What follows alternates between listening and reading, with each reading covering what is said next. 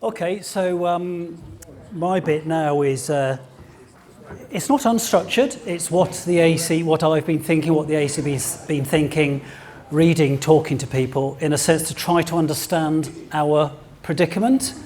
And in this sense, I mean a situation we're in which isn't solvable as such, but a predicament is something that we have to respond to. And within it, there are various options. Some of them are better than others.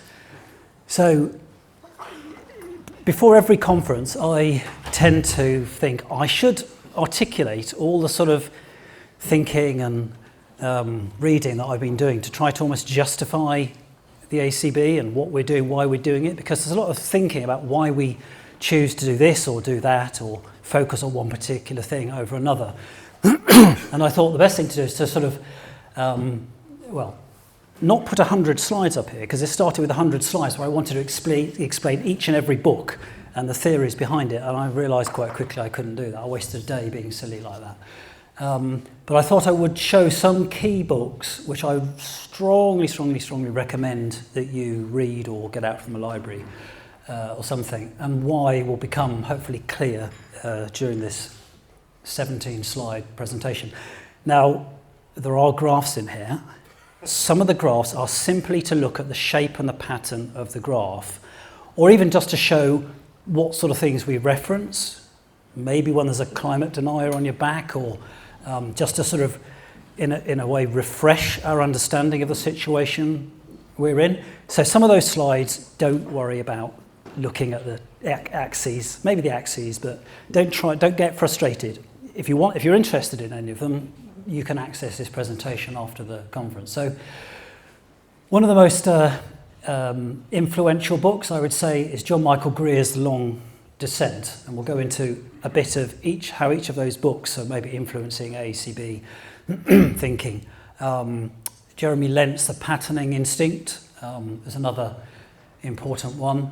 The series of books by Dr. Peter Turkin and his colleagues looking at the patterns, the repeated patterns of history, and how not only what has happened, but understanding it, building a model in order to predict how those patterns might be playing out for ourselves in the future. The last one I read was End Times, which is, I think it gets people's attention, the word end times, but you'll see visions of catastrophe are very carefully sort of explored in that book. It's not a gloom and doom book necessarily, it's just look at the reality of where we are and then maybe apply things like relentless optimism if you must to that. Interesting, I did say that sentence a few years ago and Chris picked up on it. I can't say that I experienced relentless optimism very much, so I was slightly taken aback he chose to use that. This one here, this World After Climate Change, that's an interesting one, particularly chapter 5. It's a bit of an academic book, it's got a price tag. We have been got permission to share chapter 5, and we did have a burst of sharing it if anyone's interested. But what they've done is they've worked with scientists in order to understand regional climate change impacts, and they've elaborated that into a series of 5 or so places around the world and actually turned it into a story, but it's scientifically informed story. And that is one way of really bringing home the sort of environment we will be living in, whether you're in Iraq or whether you're in Belgium or London. I find that a very powerful piece of work. Limits to Growth is not something I never read the original, nor the 30-year update, nor the 50-year update, which is very new. But I have read the Limits to Growth reassessed paper by Gay Harrington here of KPMG, which is from last year, and it is sobering and eye-opening and very, very interesting. So we're going to look a little bit at that. Oh, I'll just point out actually that the staff on the table have got a list of useful AECB resources set up with a sort of code, so you can just get it on your smartphone. You can get it off the AECB website, of course, but just to remind you, we do have some interesting things to read and study. So first of all is just again, do this every year, touching base with a few graphs. So here's the world we've been treating as an open sewer. In this case, atmospheric sewer. So vertical axis is atmospheric CO2 parts per million. Year axis, x-axis is the year out to 2020, and then the right axis there, vertical, is how many tons of CO2 we've been putting, billions of tons of CO2 we've been putting out. So clearly, extremely tight correlation with what we're putting out and the concentration in the atmosphere. But yeah, concept of the atmosphere as a sewer. It is not a sewer. It is a very thin layer, delicate layer. And then it's not all about CO2, of course. It's also about what we're doing to all these different aspects of this planet. This is increasingly shocking. You can see the rapid, even in the last 14 years, these tightly defined indicators of planetary health here have gone from this in 2009 to this in 2023. So things are speeding up, and this is hugely challenging to, if not our mental health, at least, at the very least, our mental health. Now, I'm going to slow down a bit on this one. Lots of words, you don't need to read them. So going back to those books, those influential books. So the ones by Dr. Peter Turchin, which he calls his structural demographic theory, or Cleodynamics, which is named after the Greek goddess of the written word, I think. This is a theory-based calculation, theory-based model, and no model is complete without data. So over the last 15 years, him and a very large group of historians have been collating historical data from as far back as they can go and putting it into a huge database called the Sheshat database, which they're also calling crisis database, because it's to do with the crises of civilizations, small and large, from the distant past to the more recent past. And they have an army of trained researchers digitising that information so that it can be basically fed into their model. How many people have heard of Dr. Peter Turchin in this room? Or that work, any of that work? Okay, interesting. He is getting traction. There have been various articles as some of his ideas have become more popular. The most popular, which preceded this, was Isaac Asimov, if any of you have read the Foundation series as a child.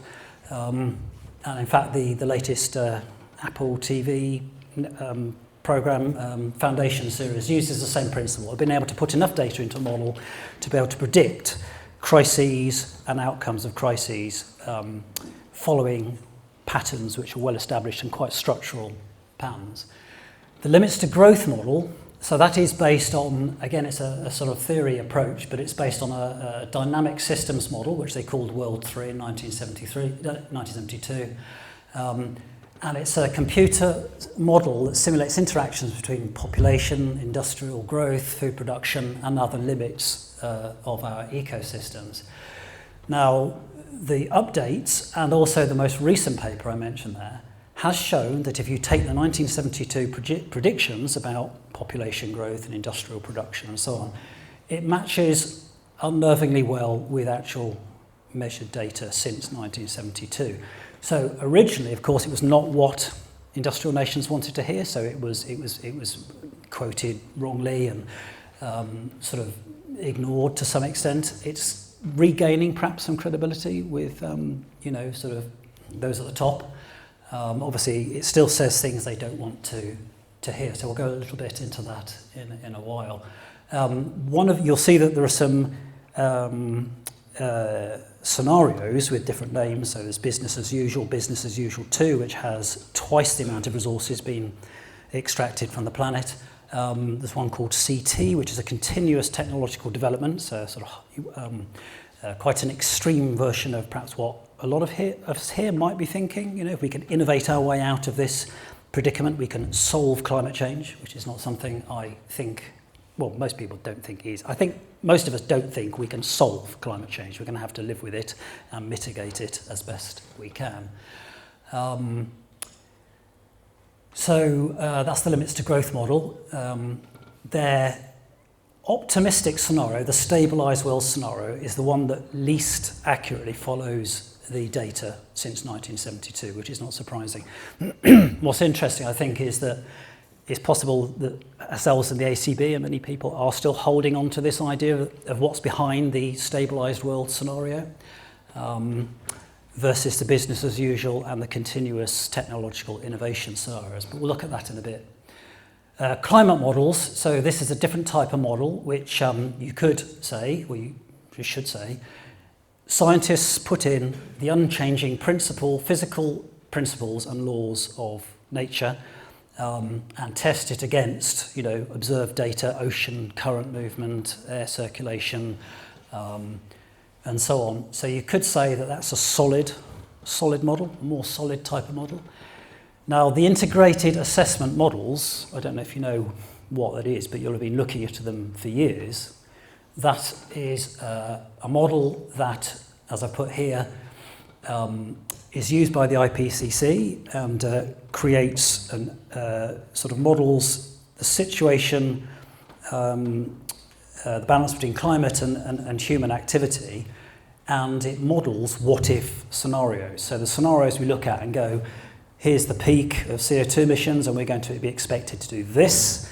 Those trajectories are produced by these integrated assessment models. So these use economic theory for the decision making. They do cost-benefit type analyses. They factor in things like energy technologies, which energy technologies we think we're going to go with, in which mixes, land use changes, and then difficult societal trends. Now, they don't measure economic damages or the impacts of climate change, how that affects, say, reduction in economic growth and so on. Doesn't seem to factor in adaptation costs, rising sea levels and so on, so there's obviously a weakness. Because the economic theory model means that we assume that people are perfectly informed about economic decisions and we act as completely rational creatures. So clearly that's been pulled out by a lot of commentators and academics. Has been a serious weakness of these models. It doesn't properly model how people behave. We are not rational, perfectly informed economic decision makers.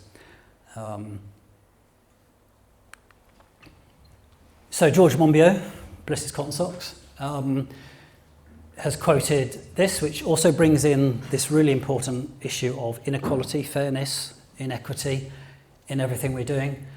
So he's described it quite well. The rich are able to live as they do only because others are poor. There is neither the physical nor ecological space for everyone to pursue private luxury. And as such, the models we've just been criticising there encourage that way of thinking.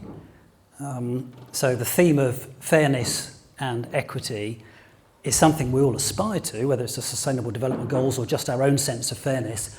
But I think we need to be very aware that fundamentally most of the forces at play are not taking us in the direction of fairness or equity.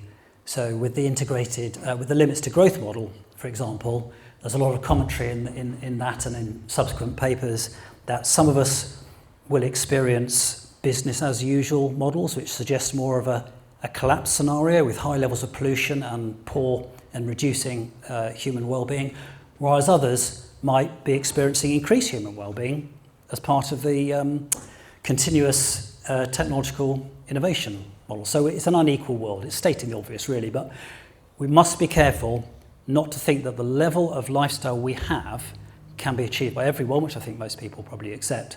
But we must also remember that it's almost certain, I think, that if we are trying to pursue that model, it will likely be because somebody else is being pushed down and supporting that for us. So we mustn't kid ourselves, I think, is the theme.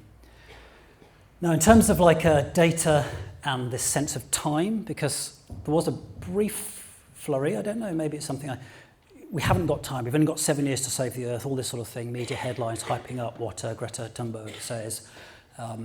We have actually got a lot of time. And starting to look back at putting where we're now in context and at the same time perhaps just giving us a little bit of ammunition for those people who unrelentingly will break into conversations we're trying to have, climate denial, climate change, climate delay. These are sort of useful things to sort of bear in mind. So on the left there, we can see a historical record of CO2, levels of CO2, parts per million, over the last 800,000 years. How can you measure 800,000 years ago? You know, the usual Twitter, we're giving up on Twitter because after about 3 replies, you get into that sort of zone. But the point is that this is proxy data, and proxy data is an important concept. It's data that can be used to suggest something else that is happening or has happened.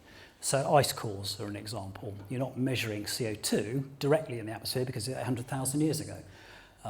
So proxy data is an important concept.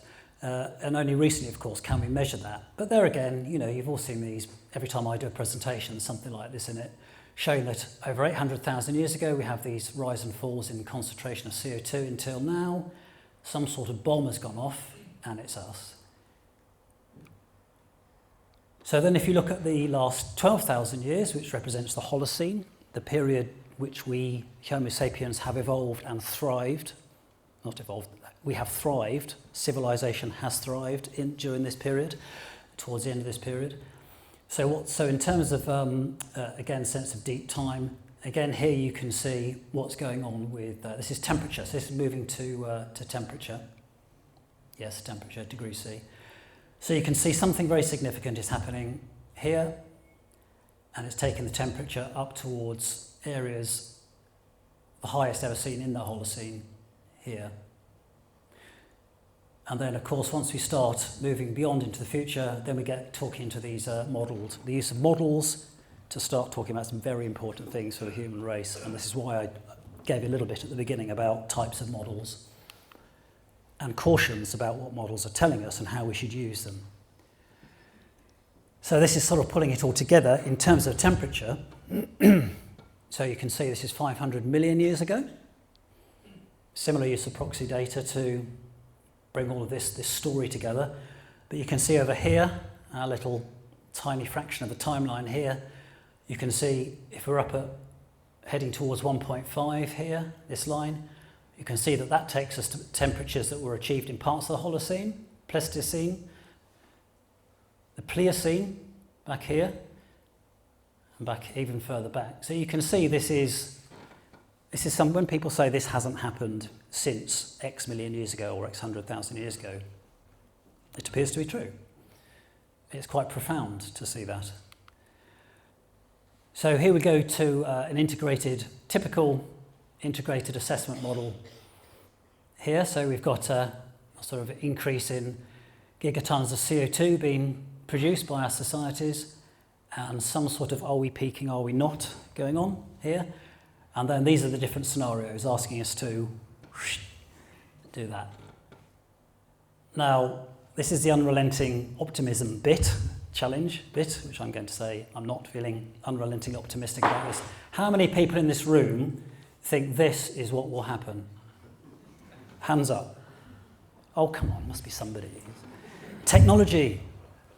No? Okay, I was slightly surprised by that. I thought somebody might have a go at that. So we've got our own graphs in the AECB, you know, so here's our million tonnes of year put out by space heating from the English building stock. And you can see here, there's all sorts of different layers in here. Not that many. We have increasing use of low energy building standards for new build, so some Passivhaus, some AECB building standard, because obviously there will be some new building. And we've made some assumptions about that over time, out to 2060, 2075, 2080. Obviously, the further out you get, you know, who knows? But and what we've done is we've also done some rough, but we still think useful. Tim Martell, who's here, has helped work with me on this. So we've also done emissions from embodied carbon from the materials involved in retrofitting the existing stock.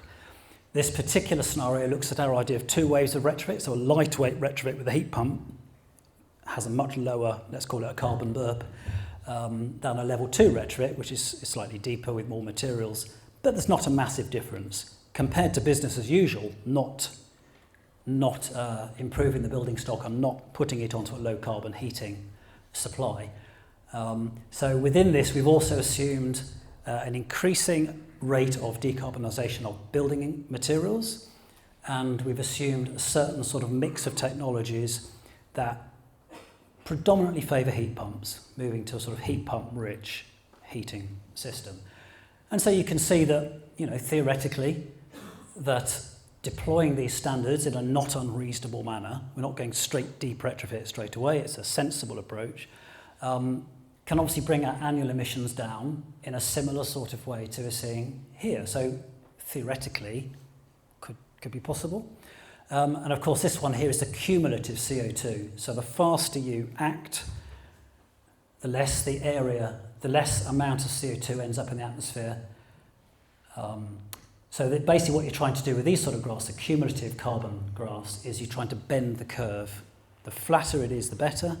If it's going down, you're actually taking CO2 out of the atmosphere. So under the scenario we created here, we're slowing down, we're bending that curve flatter. We haven't stopped it increasing, and that illustrates another principle, that just for space heating and buildings, something has to offset that. So there will be, who's going to offset that? Is that going to be people in Africa planting trees for us so we can feel that, So these raise really interesting questions. Right, here's the limits to growth model.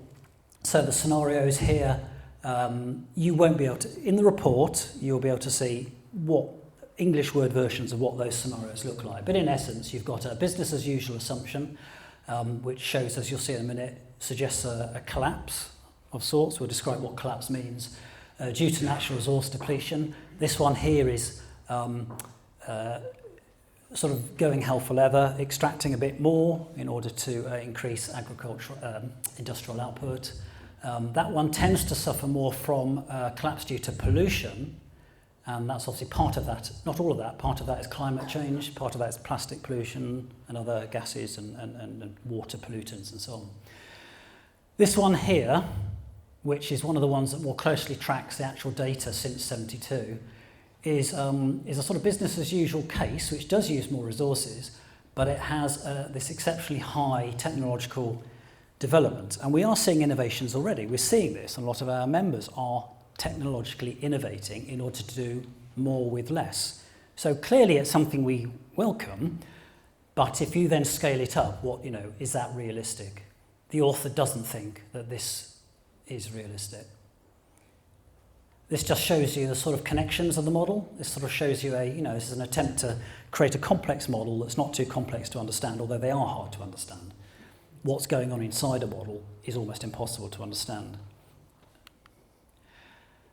So this paper that reassessed limits to growth, the original limits to growth, basically rerun the model, checked its parameters and so on, rerun the model, put in the latest data, and looked to see which scenarios we're tracking. So the stabilised world one, the one that would have been good had we started in the 70s, that is the one that is least likely.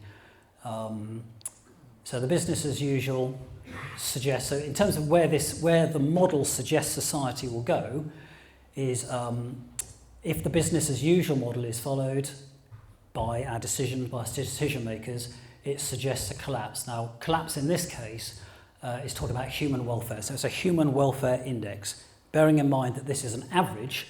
So some people might be experiencing perhaps relatively mild impacts on their welfare, on their lives, whereas others will be taking up the slack and experiencing much more dramatic effects. This is what I put here. What these models miss is distribution, inequality. So what the author has said is that, fairly obviously, humanity is not following a sustainable course. The observed data aligns with the business as usual, twice as many resources, and the continuous technological development. So qualifying what collapse means, this reduction in human welfare, some of the characteristics of collapse are a halting growth and a subsequent decline in industrial capital, agricultural output, and welfare within quite a short period of time. So this is looking forward now, within 3 decades. So they're talking about this happening in quite a short period of time. Will I live for another 30 years? I probably will. So within our lifetimes. So she notes that the current path does conflate progress with expansion. So this is the debate about endless growth versus steady state economies, or even versions of degrowth, managed degrowth. And she points out that, you know, the people who do promote endless growth are not necessarily evil. You know, it is a deeply held sort of belief. This really just talks about there's no way around in any of these scenarios pollution increasing, climate change increasing, of course. They factor in the fact that continuous technological development is expensive, and it is expensive, and that will have an effect within that our systems. Even if that's done wisely, even if the most sensible things are innovated, but left to the market, that even that is not necessarily going to be the case. And they make the fundamental point that even as growth continues, new limits will be met, whatever those limits are. It's a fundamental principle. There are always limits on a finite planet. Right, so coming to the Turkin and his colleagues' theory of historical patterns. So these are the basic relationships that they factor in to the calculation method, to the computer model. So they focus on the state, the size of the state, the revenue fluxes to the state, the sort of debts held and paid by the state, particularly focus on instability as well, so that brings in radical ideologies which follow 50-year cycles according to their theory, the building up of revolutionary potential, and then the sort of manifesting of that into things like revolution or civil war. They concentrate on population. In fact, that was where Peter Turkin actually started as an ecological complex systems analysis, looking at populations of wolves, I think it was. So in terms of population, numbers, the age, the demographic, urbanised or rural, importantly relative wages, and also the feeling of well-being. You know, are people looking forward to it? Are they angry? Are they feeling disenfranchised? Which is also absolute and relative. You know, you just want a slice of the pie. That's relative. And then this is an important factor, is elites. Now, I often use the word elites almost as a sort of an insult. You know, they recognise we need elites. We need elites to lead us and to be bureaucrats and so on. But the importance is what happens when there are too many elites. What's the mixture of those elites? You know, is it beneficial to be? Can they get enough slice of the pie to keep them all happy? Issues of conspicuous consumption within those elites, and so on. And this particularly important one here is what happens when elites are competing for too few places of importance or influence, or too few slices of the pie. And there's in the books, lots of good illustrations of what this means in reality.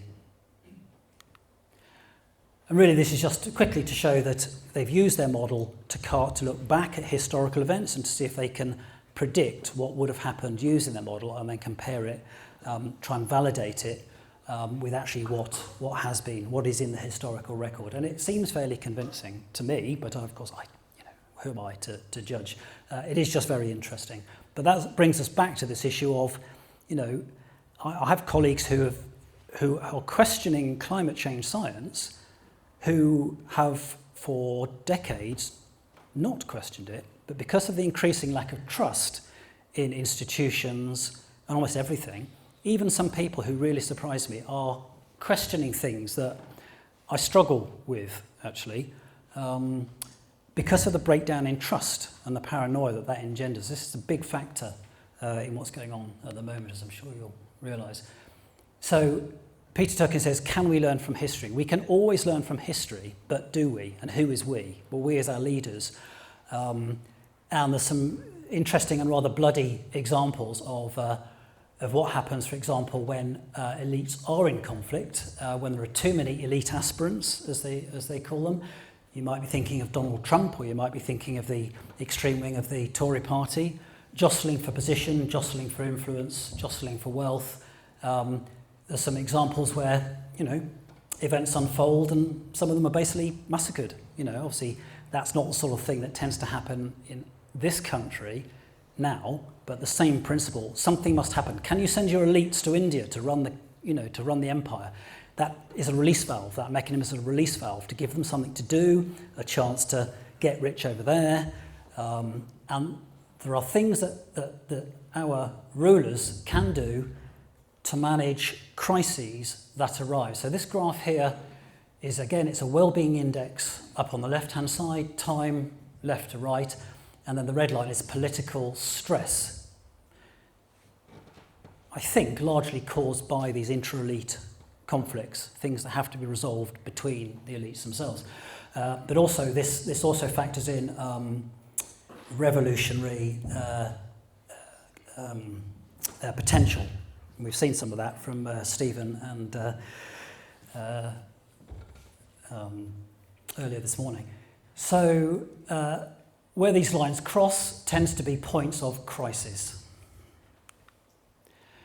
So what he says is we need elites, thought leaders, administrators, but we need them to be constrained to act for the benefit of all.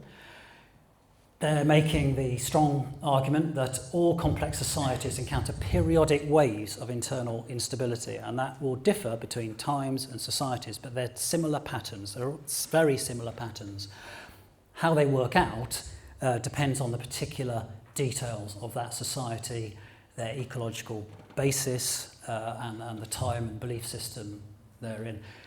Points out that there are no known examples of societies organised as a state that ran for more than 200 years before encountering these types of internal instabilities. Now, how long has our society been running for? It sounds like a similar sort of number. He's been since 2010 using this model to predict periods of maximum political instability. 2020 was his last sort of prediction. We know what 2020 was like. I'm kind of working on the assumption that mid-2020s is peak political instability. I've been working on that idea since 2010. I'm trusting it, and it is influencing how I think about doing things. This sort of discord unravels, trust breaks down, the social contract is being stretched and strained, social institutions, and we're seeing that all over the place. I think all of us can see, can't we, that sort of breakdown in trust and belief in institutions. So again, he emphasises that we can potentially, through understanding our situation in a more structural manner, we can maybe focus our political demands and actions to demand that rulers at these points of crisis help us choose these better outcomes, these possible post-crisis trajectories. So there are a number of things that our governments or American government or the Chinese government could be doing which will influence what happens. Some of these options do include classic collapse scenarios, which he then illustrates with what happened in previous societies, previous civilizations. This one here looks boring actually, but I think I do prefer it to this. Continuing instability. I wouldn't be surprised if Britain takes some of these, probably something like that, if I was to hazard a guess. And of course here we have this wonderful recovery, perhaps until the next cycle. When this all gets too much, I just look around for ways to bury my fears in deep time. I always find it very soothing, so I would recommend this film. Again, any science fiction readers might have read Last and First Men by, I think, written in the 1930s, but there's a very contemplative film being made. It's a very arty film. It looks at the future history of mankind spread over 2 billion years, several planets and 18 distinct human species. That's the way to put it in perspective. I do recommend that. Okay, so now to the prosaic stuff. So we have been working for quite a while to try to make sure our organisation is resilient. Why? Because of what I've just shown you. I'm getting on, we're all getting on, trustees are getting on. we need to make sure that we set the organisational structure up and the governance structure up so that the organisation can be healthy and not too reliant on individuals. So we've been working quite hard on that. So we've been making sure our staff roles are better defined, and we've been securing those people, some of whom are sitting at the back there. We now have what we consider a full complement of staff, and the organisation, I think, is nicely rounded. Chris mentioned briefly our plans to improve governance, which is a project for the next 12 months, but we are starting it. We've been trying to do this for a while, actually, but we're really going for it now. Finances are good, so we must be careful not to sit. It's not massive, but we do have good reserves. We mustn't sit on that. So we're trying to strike a balance between getting on with stuff, building our capacity, which we've now got with the staff, and doing good, useful work. We have had a tendency to underspend our money, and that was because we didn't have enough people to see it through. We had lots of good ideas. So we're hoping that that will start to change. But also, because finances are good, there is some additional capacity if we can identify some genuinely needed projects, whether that's around food forests or incredible edible style projects, or working with community, or looking more at the DIY, self-build, the bottom-up, the sort of area where the AECB should be more active. We're doing a bit of top-down stuff, but we should be doing more bottom-up stuff. So in a way, we're open, not to just endless ideas, but to interaction with all of you as to what might be an actual need here. How am I doing for time? I feel that I might be. Do you know?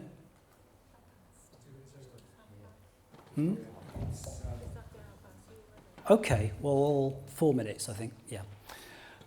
So we'd like you to really start engaging with our level 1, level 2 standards, apply it in your work. If you don't understand what it is or what it means to you, come back to us and just get engaged, find out. Tim Martell is now head of the Standards and Certification department, as we're calling it.